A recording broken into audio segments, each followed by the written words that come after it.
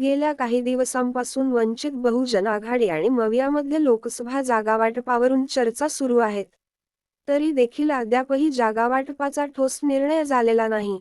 दरम्यान, आता वंचितने काँग्रेस नेत्या सोलापूरच्या आमदार प्रणिती शिंदे यांच्यावर जोरदार हल्लाबोल केला आहे. वंचित बहुजन आघाडीने ट्विटरच्या माध्यमातून प्रणिती शिंदे यांना काही सवाल करत वंचितवर टीका करणे थांबवावे, असा सज्जड दमच दिला आहे. वंचितकडून प्रणिती शिंदेंना काय दिला इशारा? ताई, तुम्ही आणि तुमच्यासारखे लोक, आम्ही सत्तेचा दुरुपयोग करण्यासाठी किंवा जनतेच्या पैशाने दक्षिण आफ्रिकेत वैयक्तिक मालमत्ता खरेदी करण्यासाठी निवडणूक लढवत नाही. आम्ही महाराष्ट्रातील वंचित बहुजनांच्या आकांक्षा आणि प्रतिनिधित्व करण्यासाठी निवडणुका लढवतो. असो, या सर्व गोष्टी बंद करा. तुम्ही ठीक आहात. आम्हाला समजले आहे की इतके दिवस थांबल्यानंतरही तुमचे तुमच्या पक्षासोबत जमत नाही.